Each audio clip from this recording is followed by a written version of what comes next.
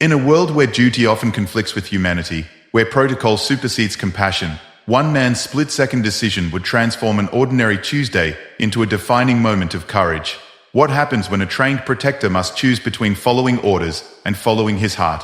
When the life of royalty hangs in the balance, and the only thing standing between tragedy and salvation is a guard who has spent his entire career invisible to those he protects? This is the story of Marcus Thompson, a man whose name you've never heard, whose face you wouldn't recognize, but whose actions on one fateful day in London would remind the world that true heroism doesn't come with titles or crowns. It comes from the courage to break the rules when breaking them is the only way to do what's right. Sometimes the greatest acts of bravery happen not on battlefields, but on quiet street corners. Sometimes the most important decisions are made not by those in power, but by those who serve in silence. And sometimes, just sometimes, a single moment of humanity can change everything we thought we knew about duty, loyalty, and what it really means to protect and serve. The rain was falling softly on the London streets that Tuesday morning, and nobody, not the crowd, not the officials, not even Marcus himself, knew that by the end of the day, one guard's choice to break formation would become a story that would be told for generations to come. Marcus Thompson had always been invisible. In his 15 years serving as a royal protection officer, he had mastered the art of blending into the background, becoming a shadow that moved with precision and purpose but never drew attention to itself. At 42, his weathered face told the story of countless hours standing in formation, watching, waiting, and protecting those who barely acknowledged his existence. The morning of October the 15th began like any other Tuesday. Marcus arrived at the security briefing room at Westminster at precisely 0600 hours, his black uniform pressed to perfection, his radio equipment checked and double-checked. The briefing was routine.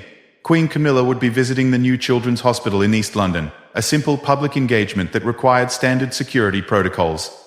Remember, gentlemen, Chief Inspector Williams addressed the team of 12 officers. This is a low-profile visit. The Queen Consort wants minimal disruption to the hospital's daily operations. We maintain formation, we stay alert, but we don't become the story. His eyes swept across the room, lingering for a moment on Marcus, who nodded almost imperceptibly. Marcus had worked dozens of similar engagements. He knew the drill by heart. Arrive early, secure the perimeter, establish sight lines, and remain absolutely still unless given direct orders.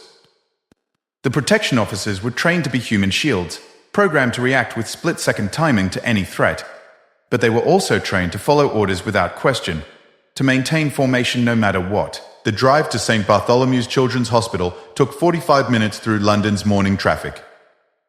Marcus rode in the lead vehicle, watching the familiar cityscape roll past through tinted windows. The rain that had threatened all morning finally began to fall, creating streaks on the glass that reminded him of tears. He pushed the thought away. There was no room for poetry in his line of work. The hospital was a modern building with large windows that reflected the grey October sky. Staff members had gathered in the main lobby, their faces bright with excitement. For many of them, this would be their first time meeting royalty. Marcus and his team arrived 30 minutes before the Queen Consort's scheduled appearance, enough time to conduct final security sweeps and take their positions. Sarah Chen, the hospital's chief administrator, was a small woman with kind eyes who seemed genuinely thrilled about the royal visit. She had worked for months to arrange this engagement, hoping to bring attention to the hospital's groundbreaking work with terminally ill children. As she walked Marcus and the other officers through the planned route, her passion for her work was evident in every word. The Queen Consort will first visit the children's ward. Dr. Chen explained, her hands moving expressively as she spoke. Then she'll tour our new research facility, and finally, she'll speak with some of the families in our family support center. We have about 40 children who are especially excited to meet her. Some of them have been preparing for weeks. Marcus listened carefully, mentally mapping escape routes and identifying potential security risks. But something in Dr. Chen's voice caught his attention. These weren't just patients to her. They were individual children, with names, personalities, and stories. She spoke about 8-year-old Tommy, who had been battling leukemia for 2 years and had drawn a picture for the Queen Consort. She mentioned 12-year-old Emma, who, despite losing her leg to bone cancer, had choreographed a special dance performance for the occasion. These children have been through so much, Dr. Chen continued, her voice softening. For many of them, this visit represents hope. Some of them may not have many more opportunities like this. She paused, looking directly at Marcus. I hope you understand how important today is for them. Marcus did understand, perhaps more than Dr. Chen realized. He had grown up in foster care, had spent his childhood in hospitals more often than he cared to remember. He knew what it felt like to be a sick child, forgotten by the world, clinging to small moments of joy. But he also knew his job, and his job was to protect the Queen Consort, not to get emotionally involved with the people she was visiting. The royal convoy arrived precisely on schedule. Queen Camilla emerged from her vehicle with the grace and composure that came from decades of public service. At 76, she moved with careful dignity, acknowledging the small crowd that had gathered despite the rain. She wore a navy blue coat and carried an umbrella, though she barely used it, preferring to greet people directly rather than hide behind barriers. Marcus took his position 6 feet to the Queen Consort's left, his eyes constantly scanning the crowd for potential threats. The other officers formed their practice formation around her, creating a human boundary that allowed the public to see her while maintaining security. It was a choreographed dance they had performed hundreds of times. The first part of the visit proceeded exactly as planned. Queen Camilla moved through the children's ward with genuine warmth, stopping to speak with young patients and their families. Marcus watched her interact with Tommy, the boy with leukemia, as she accepted his hand-drawn picture with obvious delight. She spent nearly 10 minutes with Emma, asking detailed questions about her dance performance and praising her courage. But it was during these interactions that Marcus first noticed something was wrong. The Queen Consort seemed to be breathing more heavily than usual, and twice she steadied herself against a wall while speaking with families.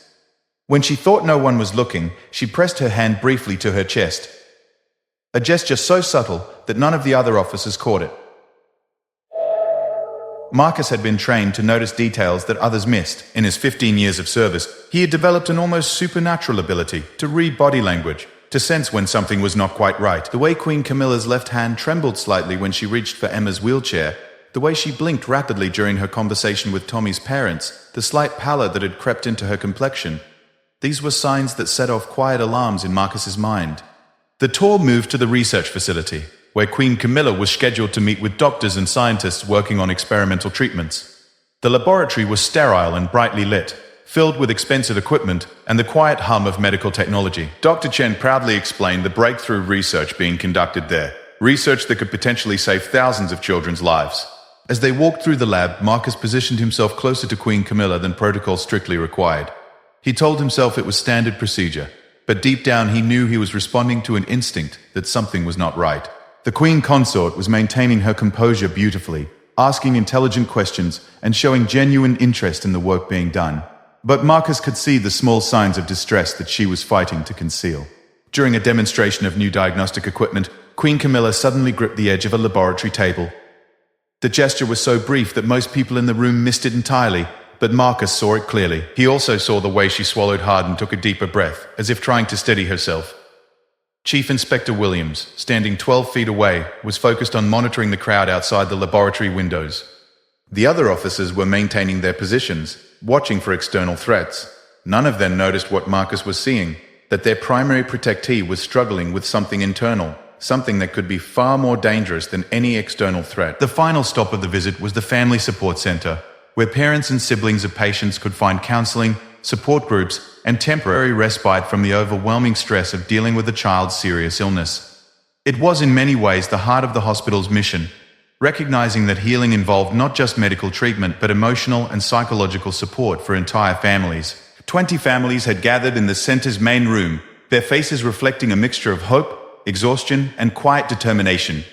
These were parents who had spent months or years watching their children fight for their lives, siblings who had grown up too fast in hospital waiting rooms, grandparents who had taken on caregiving roles they never expected to need. Queen Camilla moved through the room with particular grace, spending time with each family, listening to their stories, and offering words of encouragement. Marcus watched her speak with Maria Santos, whose 6-year-old son was recovering from a heart transplant. He observed her conversation with the Johnson family, whose teenage daughter was battling a rare genetic disorder. It was during her conversation with the Patel family that Marcus saw Queen Camilla falter for the first time. She was speaking with Mrs. Patel about her 10-year-old son's treatment when her words suddenly became slightly slurred. She caught herself immediately, smiled, and continued the conversation. But Marcus had heard it clearly. He also noticed that she had begun to lean more heavily on her walking stick, though she was trying to make the gesture appear casual. The Patel family was so focused on the honor of meeting Queen Camilla that they didn't notice anything unusual. Dr. Chen was standing nearby, but she was watching the family's reactions, rather than the Queen Consort herself. The other protection officers were maintaining their positions, their attention focused outward on potential threats from the crowd. But Marcus was watching Queen Camilla directly, and what he saw concerned him deeply. Her left hand was now trembling almost continuously, though she was using her right hand to gesture and maintain the conversation. Her breathing had become noticeably shallow, and a thin sheen of perspiration had appeared on her forehead despite the cool temperature in the room. The official schedule called for 15 more minutes in the Family Support Center, followed by a brief media appearance in the hospital's main lobby. Queen Camilla was supposed to make a short speech about the importance of pediatric care and the remarkable work being done at St. Bartholomew's. Then she would return to her vehicle and proceed to her next engagement. But Marcus's instincts were screaming that something was seriously wrong. He had seen these signs before, years ago, when his foster mother had suffered a mild stroke. The slight confusion in speech, the trembling in one hand, the way someone could appear to be functioning normally while their body was actually in distress. He found himself facing an impossible choice. His training demanded that he maintain formation and follow orders. He was not a medical professional, and he was not authorized to make decisions about the Queen Consort's health or schedule. If he broke protocol without clear justification, he could face disciplinary action, possibly even dismissal from the service he had dedicated his life to. But he was also a human being who had spent his career protecting someone he had come to deeply respect, and every instinct he possessed was telling him that Queen Camilla was in danger, not from an external threat, but from something happening within her own body, something that she was fighting valiantly to conceal but that could become life-threatening at any moment. As Queen Camilla continued her conversation with the Patel family, Marcus made a decision that would change everything. He stepped slightly closer to her position, close enough that he could intervene quickly if needed. It was a small breach of protocol, barely noticeable to anyone who wasn't specifically watching for it, but it represented a fundamental shift in his approach to the situation. He wasn't just a protection officer anymore. He was a guardian angel, prepared to break every rule in the book if that's what it took to keep the woman he had sworn to protect safe from harm. The conversation with the Patel family was supposed to last 5 minutes, but Queen Camilla had extended it to nearly 10, genuinely captivated by their story of resilience and hope. 10-year-old Raj Patel had been born with a complex heart condition that required multiple surgeries throughout his childhood. His parents, both working 2 jobs to pay for medical expenses not covered by the NHS, had never given up hope that their son would live a normal life. Marcus watched Queen Camilla leaning closer to hear Raj's shy whisper about his dream of becoming a doctor someday, just like the ones who had helped him. Her smile was radiant, completely genuine, but Marcus could see that the effort of maintaining her composure was becoming increasingly difficult. The trembling in her left hand had worsened, and she was now gripping her walking stick with both hands to steady herself. Mrs. Patel was showing Queen Camilla a photo album documenting Raj's medical journey, pointing out pictures from each surgery, each milestone recovery. "He's been so brave," she said, her voice thick with emotion. "When he heard you were coming, he practiced his speech for weeks. He wanted to thank you personally for supporting hospitals like this one." Young Raj stepped forward, his small hands clutching a folded piece of paper. His voice was barely above a whisper, but his words carried the weight of profound gratitude. "Your Majesty, thank you for caring about kids like me. The doctors here saved my life, and I know you helped make that possible." Queen Camilla's response should have been effortless. She had given similar responses hundreds of times before. But Marcus noticed a slight delay before she spoke, and when she did, her words came just a fraction slower than normal. "Raj, you are extraordinarily brave, and your parents should be very proud of the remarkable young man you've become." The words were perfect, heartfelt, and appropriate. But Marcus caught something that no one else noticed. A tiny slur on the word extraordinary, so subtle that it would be impossible to detect unless someone was listening specifically for signs of distress. "Doctor." Chen approached the group, glancing at her watch. "Your Majesty, we have the media waiting in the lobby whenever you're ready." "No pressure, of course. We're honored to have you here for as long as you'd like to stay." Queen Camilla nodded, but as she turned toward Dr. Chen, Marcus saw her sway slightly. It was barely perceptible, less than an inch of movement, but it was there. She recovered immediately, using her walking stick to steady herself. But Marcus's trained eye had caught it clearly. The group began moving toward the lobby, where approximately 30 members of the media had gathered along with hospital staff and a small crowd of families. Queen Camilla was scheduled to deliver a brief speech, pose for photographs, and then conclude the visit. The speech had been carefully crafted by her communications team, focusing on the importance of pediatric care and the exceptional work being done at St. K. Bartholomew's. As they walked down the hospital corridor, Marcus maintained his position slightly closer to Queen Camilla than protocol strictly required. Chief Inspector Williams was leading the formation, his attention focused on the logistics of managing the media gathering. The other officers were spread out in their standard protective formation, but none of them seemed to have noticed anything unusual about the Queen Consort's condition.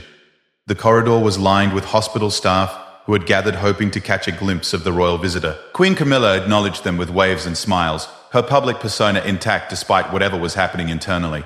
But Marcus could see that each interaction was requiring more effort than it should have.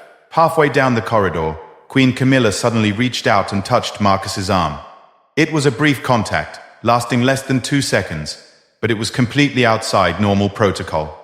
Members of the royal family never made casual physical contact with their protection officers during public engagements. The gesture was so subtle that the media walking behind them didn't capture it, and the other officers didn't notice it. But Marcus understood immediately what the touch meant. It wasn't a conscious gesture, it was an instinctive reach for stability. The kind of automatic response someone might have when they feel themselves becoming unsteady. Queen Camilla probably wasn't even aware she had done it, but the fact that she had reached for support was deeply concerning.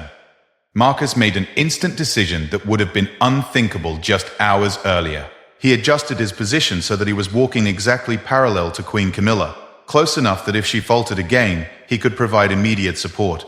It was a clear violation of formation protocol, but he no longer cared about protocol. Something was seriously wrong, and he was not going to let pride or procedure prevent him from doing what needed to be done.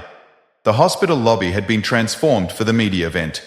Hospital administrators had arranged flowers and banners, creating a backdrop that would look professional in photographs and television footage. The crowd was larger than expected. Word of the royal visit had spread through social media, and families from throughout London had brought their children hoping for a chance to see Queen Camilla. Among the crowd, Marcus noticed several children in wheelchairs, others with visible medical devices, and parents whose faces showed the particular exhaustion that comes from long-term caregiving. These families had made special trips to the hospital, some traveling for hours, just for the chance to be in the same room as someone who represented hope and recognition for their struggles. 7-year-old Annie Thompson sat in the front row, her bald head covered by a colorful knitted cap. She was holding a handmade card with shaky letters that spelled out, "Thank you, Your Majesty." Her mother sat beside her, gently holding Annie's hand, both of them radiating quiet excitement despite the obvious challenges they were facing. Behind them, the Martinez family had driven 3 hours from Brighton. Their 12-year-old son Carlos was using a walker due to complications from spina bifida, but his face was bright with anticipation. His younger sister held a small bouquet of flowers they had picked from their garden that morning. These families represented thousands of others across the United Kingdom who were facing similar challenges, dealing with childhood illnesses that tested every aspect of their strength, finances, and emotional resilience. For them, Queen Camilla's visit represented more than a photo opportunity. It was recognition that their struggles mattered, that society cared about their children, and that they were not facing their battles alone. Queen Camilla took her position at the small podium that had been set up for her speech. The crowd quieted expectantly, cameras focused, and recording devices were positioned to capture every word. This was the culminating moment of the visit, the part that would be broadcast on evening news programs and shared across social media. Marcus positioned himself 8 feet to Queen Camilla's right, close enough to intervene if necessary, but not so close as to appear in most photographs. From this position, he had a clear view of her profile and could monitor her condition while she spoke. Queen Camilla began her speech with the warmth and eloquence that had made her a beloved figure in British public life. Good afternoon, everyone. It is such a privilege to be here at St. Bartholomew's Children's Hospital, to witness firsthand the extraordinary work being done here every single day. The words flowed naturally, her voice strong and clear. For a moment, Marcus wondered if his concerns had been overblown, if the signs he had noticed were simply the result of a long morning and the natural fatigue that came with a busy schedule. The children I've met today have shown me courage and resilience that humbles me, Queen Camilla continued. They face challenges that would test any of us, yet they do so with grace, humor, and an unshakable spirit that reminds us all of what truly matters in life. The crowd was hanging on every word. Parents dabbed at their eyes as Queen Camilla spoke about their children with such genuine respect and admiration. Hospital staff beamed with pride as she praised their dedication and professionalism. "The families I have spoken with today exemplify the very best of human love and determination," she said, her voice carrying deep emotion. "They show us that in the face of illness and uncertainty, the bonds of family become even stronger, and hope becomes even more precious." But then, midway through her speech, Marcus noticed something that made his blood run cold. Queen Camilla's left hand, which had been resting normally on the podium, suddenly clenched into a fist. She continued speaking, but the movement was involuntary, the kind of muscle spasm that often precedes more serious medical events. "The research being conducted here," Queen Camilla continued, seemingly unaware of what had happened to her hand, "represents hope for countless children who will benefit from breakthrough treatments and innovative approaches to care." Marcus stepped closer, his movements so gradual that it appeared natural to observers, but he was now close enough to reach Queen Camilla within seconds if she needed assistance. His radio earpiece was silent. None of the other officers had noticed anything unusual. "I want to thank Dr. Chen and her entire team for their dedication," Queen Camilla said. But as she spoke the words, "entire team," Marcus heard it again. The slight slurring that had appeared earlier, more pronounced this time, though still subtle enough that the microphones probably wouldn't pick it up clearly. The speech was supposed to conclude with Queen Camilla's signature message about the importance of community support for healthcare institutions. She had delivered variations of this message dozens of times before, and the words should have come automatically. In closing, she said, "I want to remind everyone that the work being done here depends not only on medical expertise and government funding, but on the support and generosity of communities like this one." Her words were appropriate and well delivered, but Marcus could see that she was gripping the podium more tightly than necessary. What concerned him most was that she seemed to be concentrating intensely on each word, as if speaking required more effort than it should have.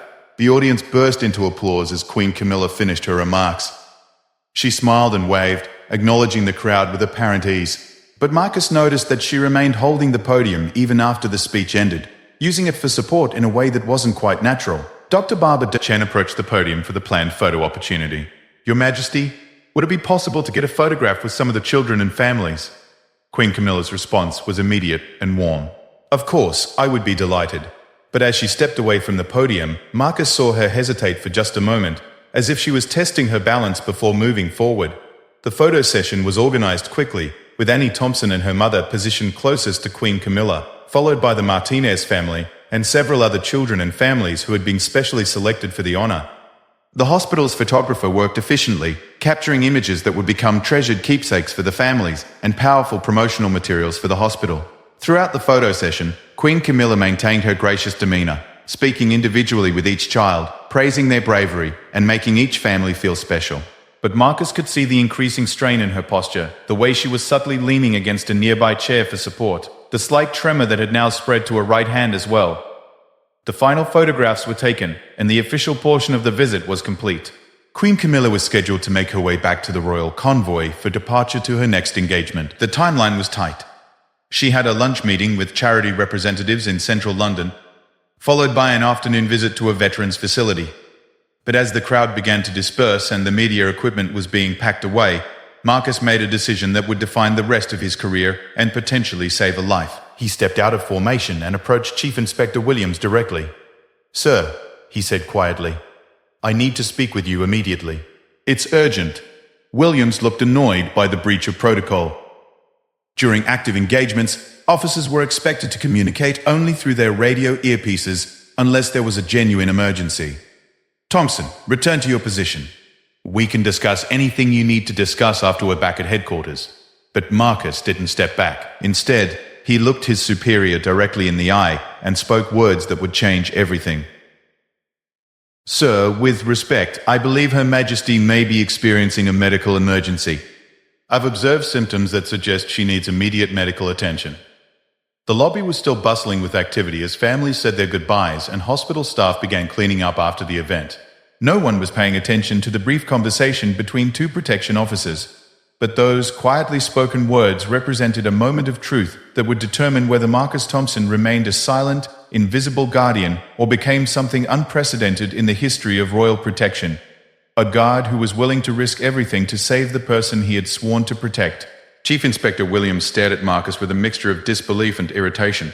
In his 23 years of service, no officer under his command had ever made such an extraordinary claim during an active engagement. Royal protection officers were trained to recognize external threats, suspicious packages, unusual behavior in crowds, potential security breaches. They were not trained to make medical diagnoses, and they certainly were not authorized to override royal schedules based on personal observations. "Thompson," Williams said through gritted teeth, "you are completely out of line. Her Majesty appears perfectly fine, and we have a schedule to maintain. Return to your position immediately." But Marcus didn't move. He could see Queen Camilla 20 feet away, still speaking with Dr. Chen and posing for final photographs with hospital staff. To anyone watching casually, she appeared completely normal, gracious, engaged, and healthy. But Marcus could see what others were missing. The way she was now continuously gripping her walking stick with both hands, the slight pallor that had crept into her complexion, and most concerning of all, the fact that she had stopped making the small, natural movements that usually accompanied her conversations. "Sir," Marcus said, his voice low but urgent, "I've been observing Her Majesty closely for the past hour. She's showing signs that could indicate a stroke or cardiac event. Slight speech slurring, hand tremors, balance issues, and involuntary muscle contractions. I understand this is outside normal protocol, but I believe her life may be in danger." Williams glanced toward Queen Camilla, then back at Marcus. "Thompson, you're not a doctor. You're seeing things that aren't there, because you're looking for problems that don't exist.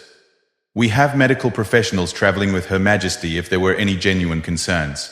It was true that royal engagements typically included a discreet medical presence, but Marcus knew that the traveling physician was currently with the vehicles outside, not in the lobby where he could observe Queen Camilla's condition. The medical team relied on the protection officers to alert them if intervention was needed, but protocol dictated that such alerts should come through the chain of command, not from individual officers making independent assessments. "Sir, I understand your position," Marcus replied, "but I'm asking you to trust my judgment. I've been doing this job for 15 years, and I've never raised a concern like this before. Something is seriously wrong." Dr. Chen approached the group, having just finished the final photographs. "Inspector Williams, we're ready to escort Her Majesty to her vehicle whenever you are. I can't thank you enough for allowing us this extra time. It's meant the world to our families." Williams nodded professionally. "Of course, Doctor. We'll begin moving toward the exit now."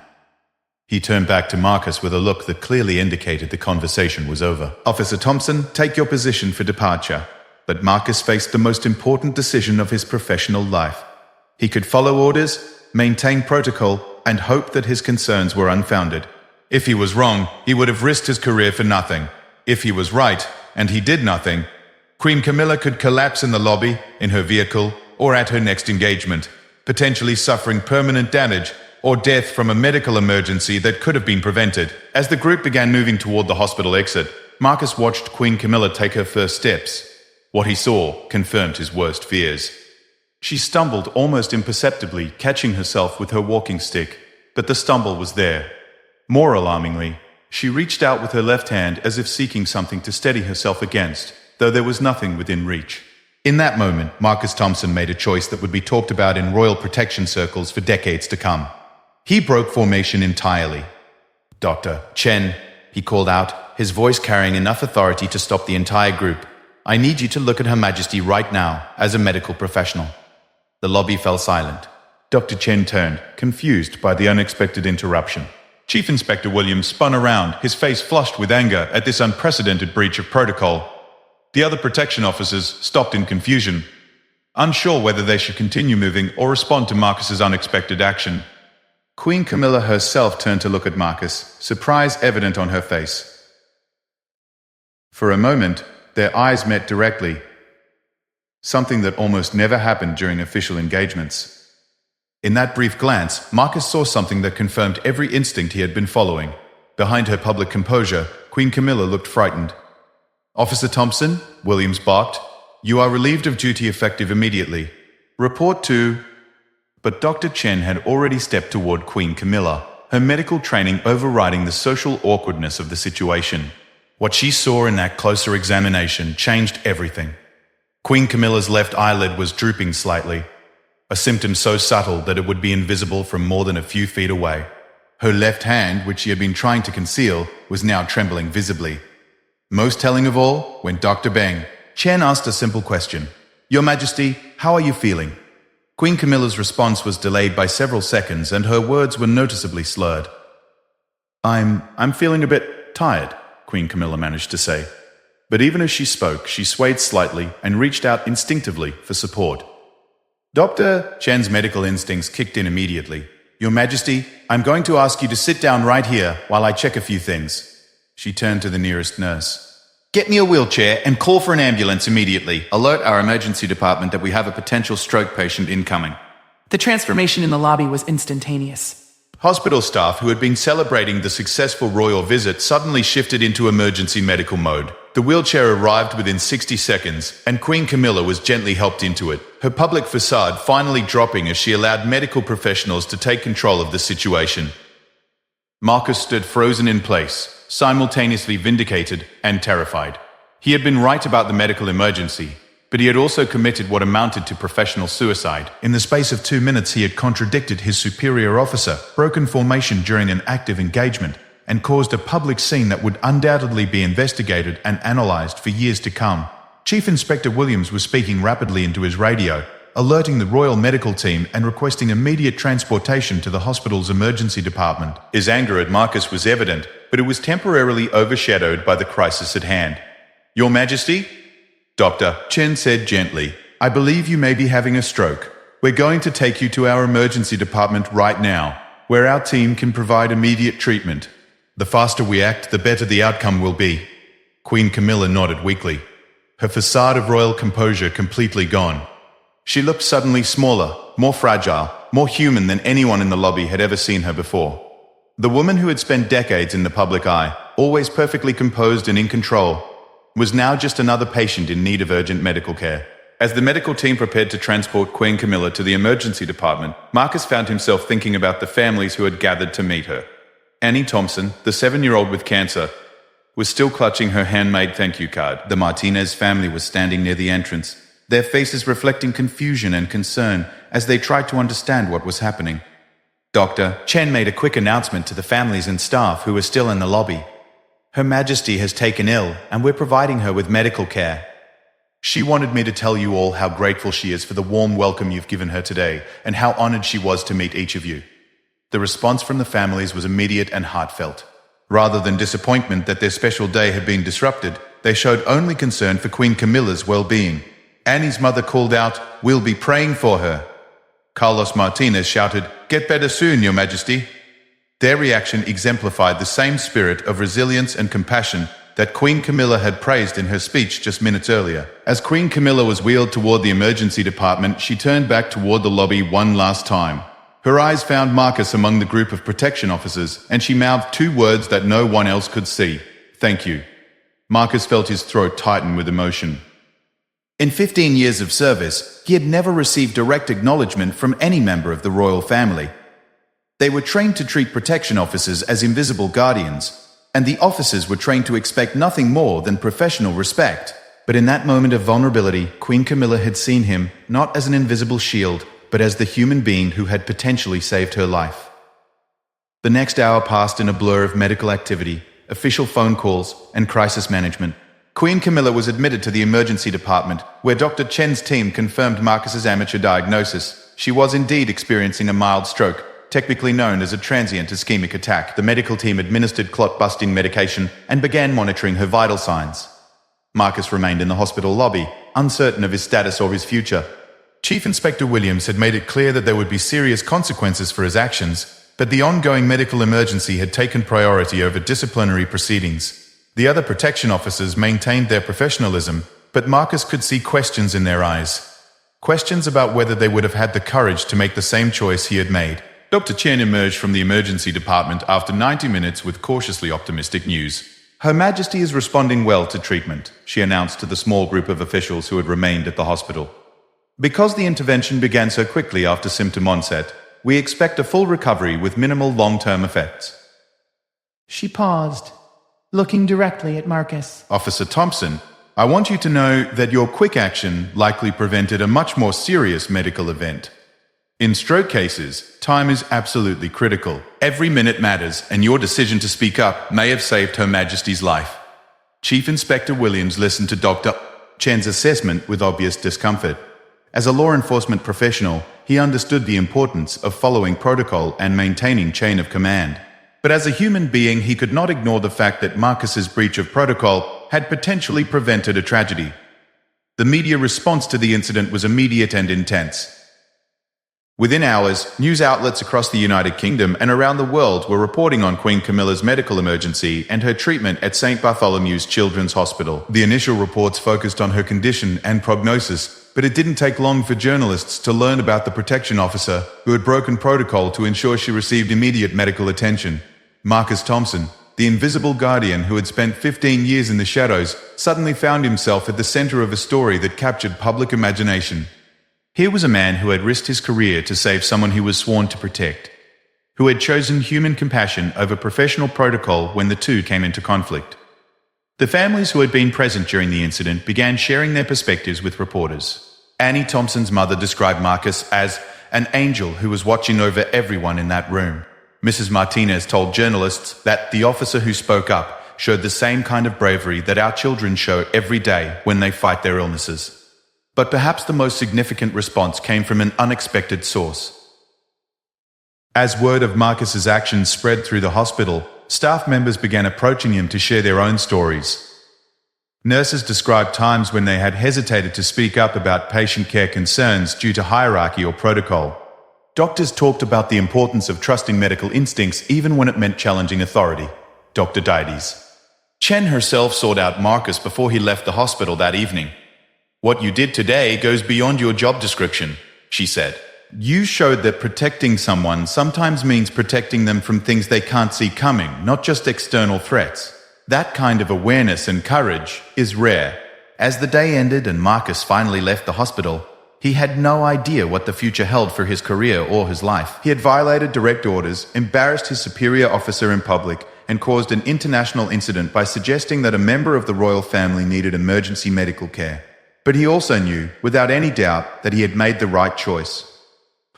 Queen Camilla was alive, recovering, and expected to make a full recovery because someone had been willing to look beyond protocol to see what really mattered.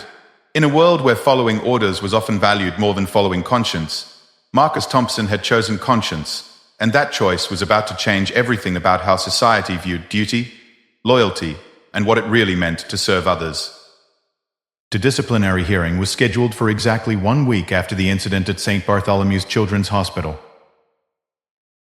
Marcus Thompson sat in the sterile waiting room of the Metropolitan Police Headquarters, wearing his dress uniform for what might be the last time. The charges against him were serious: insubordination, breach of protocol, failure to follow direct orders, and unauthorized medical assessment of a protected person. In the week since Queen Camilla's stroke, Marcus had been suspended from active duty pending the investigation. He had spent those 7 days in a strange limbo, simultaneously celebrated as a hero by the public and treated as a rogue officer by his superiors. The contrast was jarring and deeply unsettling. The media attention had been relentless. Reporters had camped outside his modest flat in South London, photographers had followed him to the grocery store, and news programs had dissected every aspect of his background and career. Marcus Thompson, who had built his life around being invisible, suddenly found himself the most visible protection officer in British history. The public response had been overwhelmingly positive.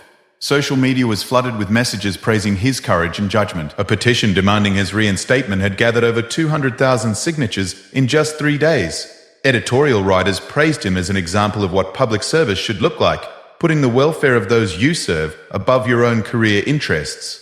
But public support meant little in the formal disciplinary process. The Metropolitan Police and the Royal Protection Command operated according to strict hierarchies and established procedures. These institutions had been built on the principle that individual judgment must never supersede chain of command, especially in matters involving the royal family.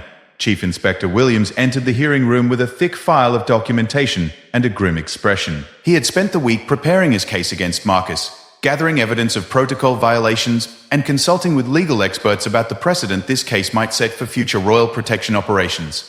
"The fundamental issue here," Williams began, addressing the panel of 3 senior officers who would decide Marcus's fate, "is not whether Officer Thompson's suspicions about Her Majesty's health prove to be correct. The issue is whether any individual officer has the authority to override direct orders and established protocol based on personal judgment." The panel consisted of Deputy Assistant Commissioner Sarah Mitchell, Superintendent James Crawford, and Commander Patricia Hayes. These were career law enforcement professionals who understood both the importance of protocol and the reality of split-second decision-making in high-pressure situations. Williams continued his presentation methodically. Royal protection operations depend on absolute adherence to chain of command. If individual officers begin making unilateral decisions based on their personal assessments, the entire security structure becomes compromised. Officer Thompson's actions, while well-intentioned, represent a dangerous precedent that could undermine the effectiveness of future operations. Marcus listened to the charges against him with growing resignation. From a procedural standpoint, Williams was absolutely correct. Marcus had violated multiple protocols and defied direct orders. The fact that his violations had led to a positive outcome didn't change the fundamental breach of discipline that had occurred. When it was time for Marcus to present his defense, he stood before the panel and spoke from the heart rather than from any prepared legal strategy. "I understand the charges against me, and I don't dispute the facts," Marcus began. "I did break protocol. I did disobey direct orders. I did act outside my authorized scope of responsibility. But I also potentially saved the life of the woman I swore to protect." He paused, gathering his thoughts. "For 15 years, I've followed every order, maintained every formation, and never questioned the system that trained me. But on October 15th, I faced a situation where following orders meant potentially watching someone die when I could have prevented it." Marcus looked directly at each panel member as he continued. "I became a protection officer because I wanted to serve others, to keep good people safe from harm. When I saw Her Majesty showing signs of medical distress, I had to choose between being a good soldier and being a good guardian. I chose to be a guardian." The hearing room was silent as Marcus finished his statement. He had not tried to justify his actions in legal terms or argue that his violations were somehow acceptable. Instead, he had simply acknowledged what he had done and explained why he had done it. Deputy Assistant Commissioner Mitchell asked the first question. "Officer Thompson, if a similar situation arose in the future, would you make the same choice again?" Marcus didn't hesitate. "Yes, ma'am. If I believed someone's life was in danger and I had the ability to help them, I would speak up regardless of protocol. I couldn't live with myself if I remained silent and someone died as a result." Superintendent Crawford leaned forward. "But surely you understand that if every officer began making individual judgments about when to follow orders and when to ignore them, the entire command structure would collapse." "I understand that concern, sir," Marcus replied, "but I also believe that there's a difference between routine operational decisions and life or death situations. I'm not advocating for officers to ignore orders whenever they disagree with them. I'm saying that when someone's life is at stake, our primary duty must be to preserve life." Commander Hayes asked the most difficult question. "Officer Thompson, Dr. Chen has confirmed that Her Majesty's life was indeed in danger, and that early intervention was critical to her recovery. But what if you had been wrong? What if your assessment had been incorrect, and you had caused a public scene and violated protocol for no medical reason?" Marcus had thought about this question extensively during his suspension. "Ma'am, if I had been wrong, I would have accepted full responsibility for my error. I would rather be wrong and face the consequences than be right and have done nothing." The potential cost of inaction was simply too high. The formal hearing lasted 3 hours, with extensive testimony about protocol requirements, chain of command procedures, and the precedent that Marcus's case might establish. But the real decision-making happened during a private deliberation that lasted nearly 2 hours after the formal proceedings ended. While the panel deliberated, Marcus waited in the hallway outside the hearing room. He was joined by Dr. Sex Chen, who had requested permission to provide additional medical testimony if needed. She had driven from the hospital specifically to support Marcus, despite having no official role in the disciplinary process. "Whatever happens in there," Dr. Chen said quietly, "you should know that you did the right thing. In medicine, we have a principle called first do no harm. But sometimes, doing no harm requires taking action, even when that action involves risk." Also present in the hallway was Annie Thompson's mother, who had brought her daughter to offer moral support to Marcus. 7-year-old Annie, still wearing her colorful knitted cap, approached Marcus with a new drawing she had made for him. "This is you helping the Queen," Annie explained, showing Marcus a crayon drawing of 2 stick figures, one wearing a police hat and one wearing a crown. "My mum says you were brave like the doctors who helped me." The drawing showed a child's understanding of heroism, simple, direct, and focused on the act of helping rather than on rules or protocols. For Annie, what Marcus had done was no different from what her own doctors did every day. They saw someone who needed help, and they helped. When the panel reconvened to announce their decision, the hearing room was packed with observers. News reporters, fellow officers, hospital staff, and families from the October 15th visit had all requested permission to attend. The case had attracted so much public attention that the decision would be scrutinized and debated far beyond the confines of the Metropolitan Police. Deputy Assistant Commissioner Mitchell read the panel's decision with formal gravity. After careful consideration of all evidence and testimony, this panel finds that Officer Thompson did indeed violate established protocols and direct orders during the October 15th royal engagement.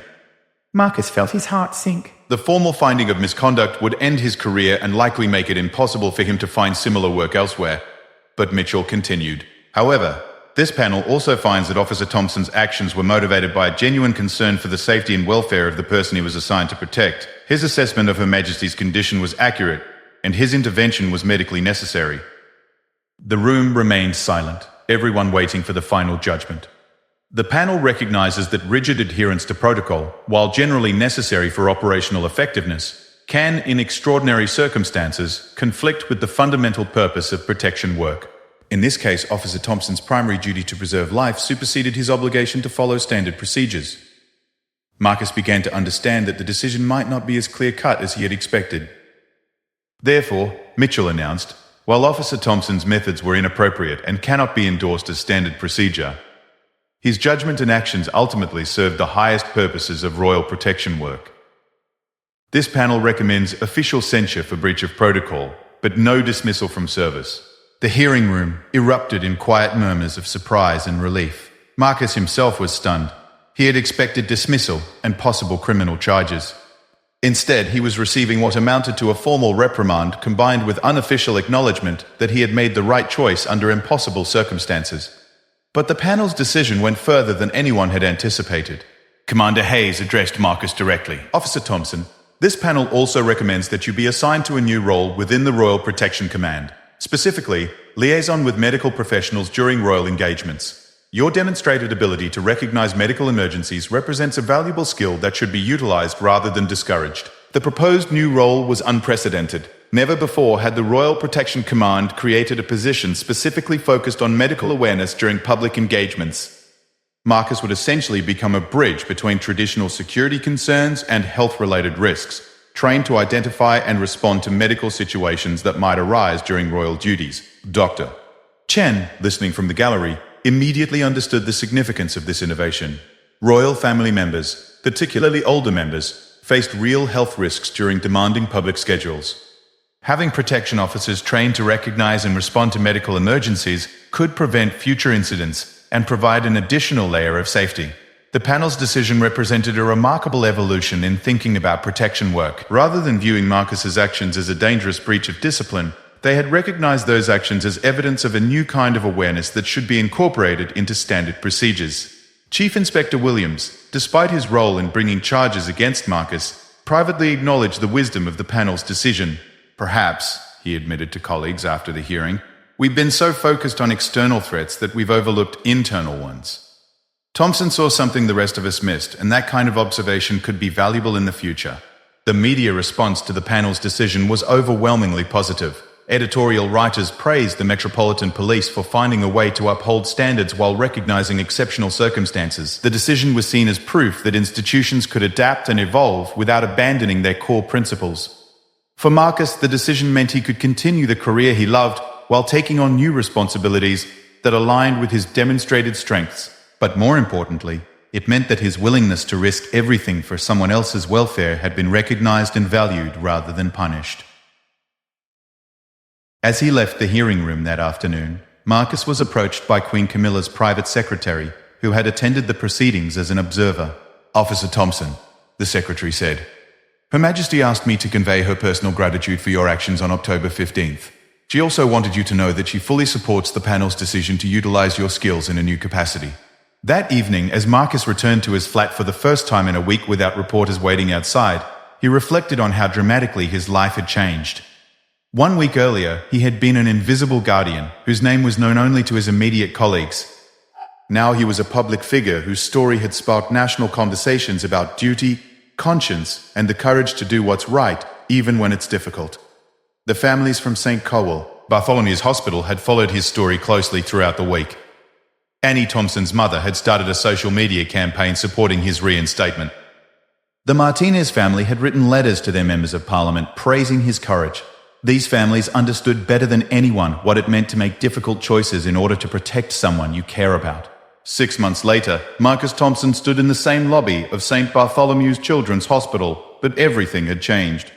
He was no longer wearing the standard black uniform of a Royal Protection Officer. Instead, he wore a modified uniform with medical insignia alongside his protection credentials, marking his new role as the first medical liaison officer in Royal Protection Command history. Queen Camilla had requested to return to the hospital for a follow-up visit, her first major public engagement since her stroke.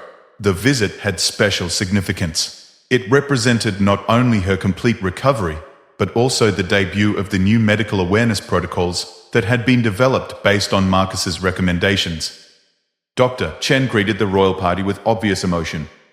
The 6 months since the October incident had been transformative for the hospital as well. The publicity surrounding Queen Camilla's emergency treatment had brought unprecedented attention to the facility, resulting in increased funding, new equipment, and a surge in both volunteer support and charitable donations.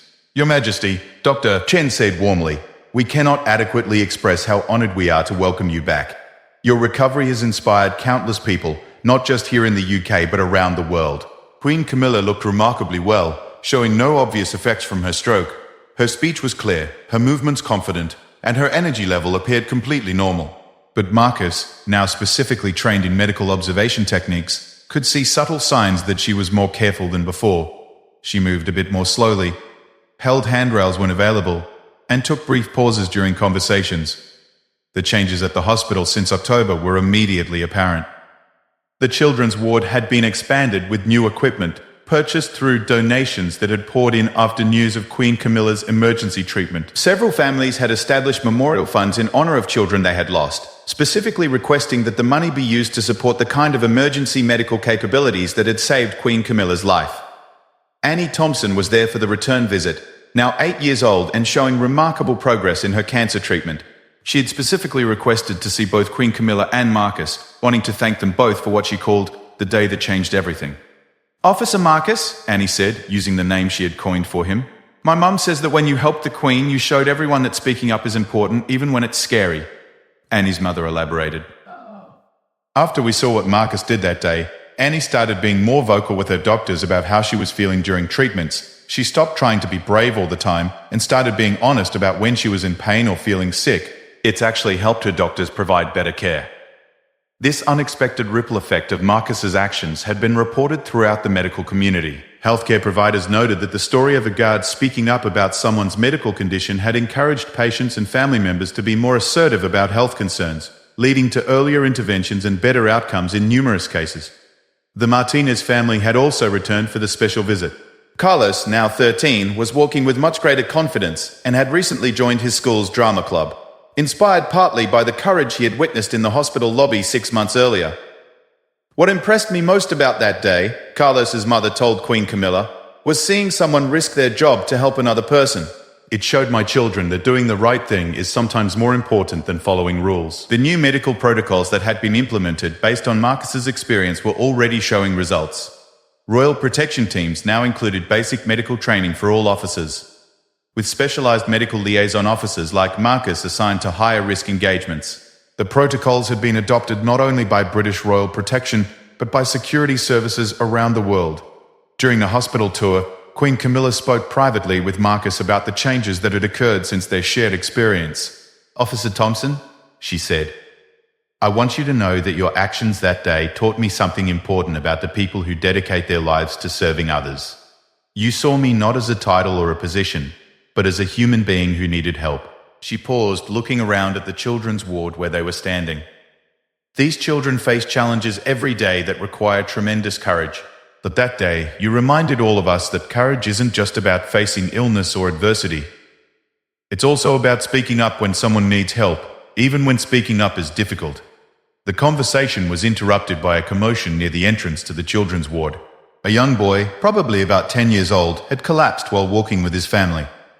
Hospital staff immediately responded, but Marcus's new training kicked in automatically. Within seconds, Marcus was beside the child, assessing his condition while hospital personnel gathered equipment.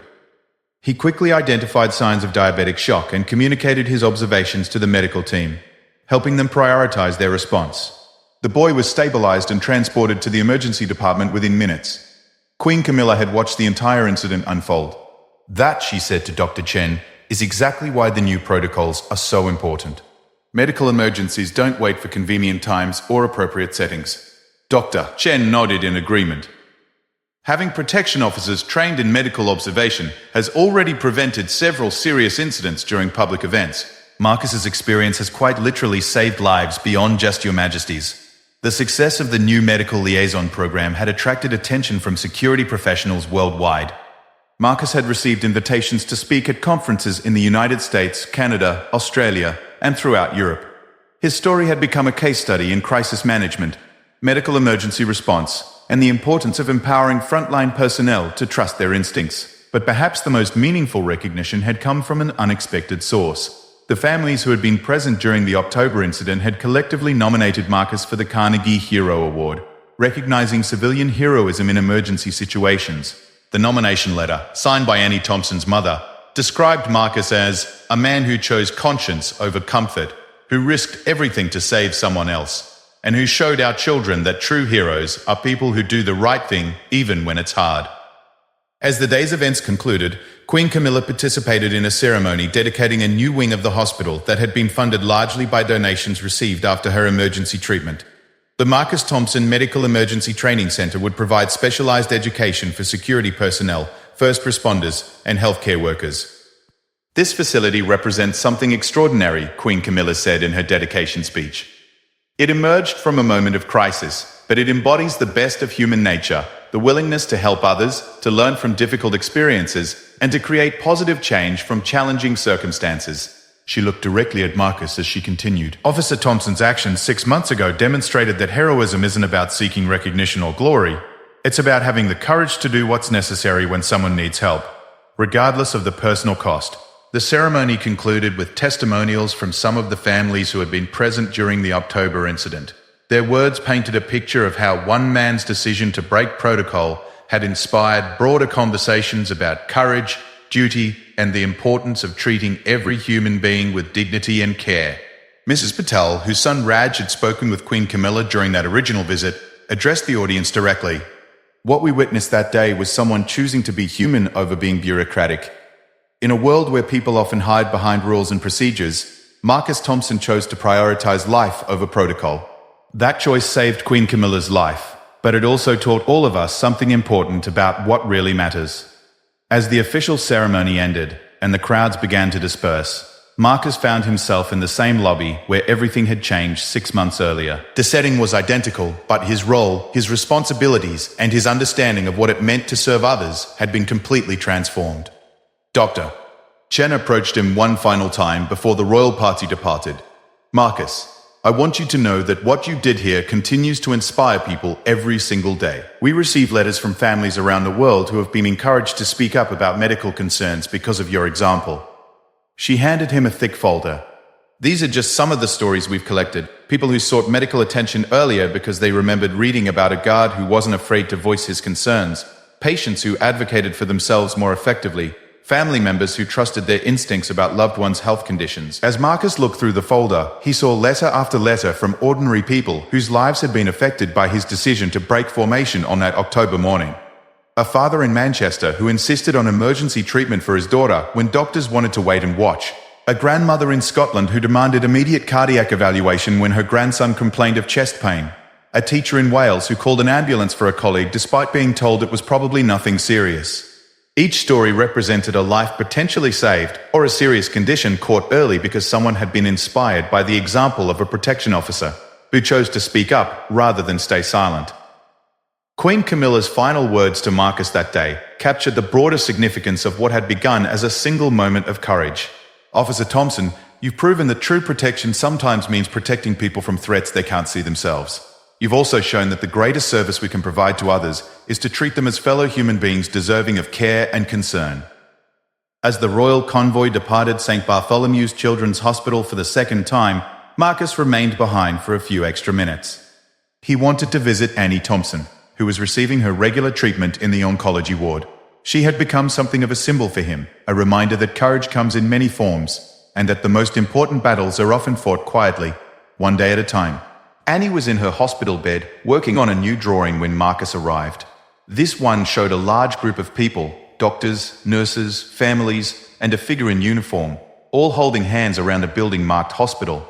This is all of us taking care of each other, Annie explained. After what happened with you and the Queen, I realized that everyone here is trying to help everyone else. The doctors help the sick kids, the nurses help the families, and even the security guards help keep everyone safe. She looked up at Marcus with the wisdom that often emerges from children who have faced serious illness. My mum says that day when you helped the Queen, you showed everyone that speaking up is like giving medicine to someone who needs it. Sometimes the medicine tastes bad, but it makes people better. As Marcus walked through the hospital corridors one final time that day, he reflected on how fundamentally his understanding of service had evolved. He had begun his career believing that protection meant standing silently in formation, watching for external threats, and following orders without question. But his experience with Queen Camilla had taught him that true protection sometimes requires breaking formation, that the greatest threats can come from within rather than without, and that the most important service occurs when someone has the courage to speak up for those who cannot speak for themselves. The story of Marcus Thompson had become larger than any single individual. It had become a reminder that heroism is not about seeking recognition or performing dramatic acts of bravery. Instead, it's about having the courage to do what's right when doing what's right requires personal risk. In hospitals around the world, security personnel now receive training in medical emergency recognition. In schools, teachers discuss the importance of speaking up when someone needs help. In families, parents used Marcus's story to teach children about courage, conscience, and the importance of helping others even when helping is difficult. Marcus Thompson had spent 15 years being invisible, a silent guardian whose name was unknown and whose presence was barely acknowledged. But in one moment of moral courage, he had become something far more important than invisible. He had become unforgettable, not because he sought attention, but because he chose humanity over protocol when the two came into conflict. The rain was falling softly on London as Marcus finally left the hospital that evening, just as it had 6 months earlier when everything changed. But now, as he walked through the quiet streets toward home, Marcus Thompson was no longer invisible. He was a living reminder that sometimes the greatest acts of service require the courage to break the rules that everyone else follows without question. And in children's hospitals around the world, sick children and worried families would sleep a little better that night, knowing that there are people like Marcus Thompson watching over them. People willing to risk everything to make sure that no one faces their darkest moments alone.